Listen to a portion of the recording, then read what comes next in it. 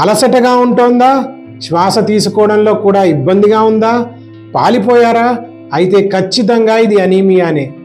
తక్కువ red blood cells లేదంటే రక్తం తక్కువగా ఉండటం వల్ల అనీమియా సమస్య వస్తుంది.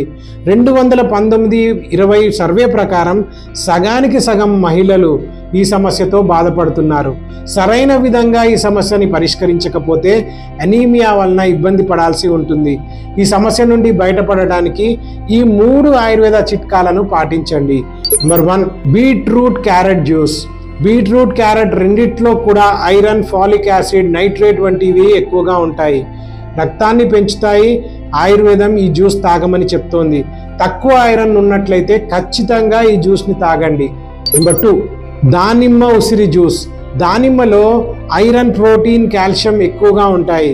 ఉసిరిలో వైటమిన్ సి ఎక్కువ ఉంటుంది. ఈ రెండింటితో జ్యూస్ చేసుకొని తాగడం వల్ల హిమోగ్లోబిన్ పెరుగుతుంది, అనీమియా సమస్య ఉండదు. నెంబర్ 3, పాలకూర సూప్. పాలకూరలో iron, folic acid, vitamin B12 ఉంటాయి. ఈ సూప్ని రెగ్యులర్గా తీసుకుంటే కూడా హిమోగ్లోబిన్ లెవెల్స్ని పెంచుకోవచ్చు. అలసటగా ఉన్నా, బలహీనంగా ఉన్నా ఈ టిప్స్ మీకు బాగా ఉపయోగపడతాయి. ఆరోగ్యంగా ఉండండి, ఆనందంగా ఉండండి. మరిన్ని టిప్స్ కోసం మా పేజీని ఫాలో అవ్వండి.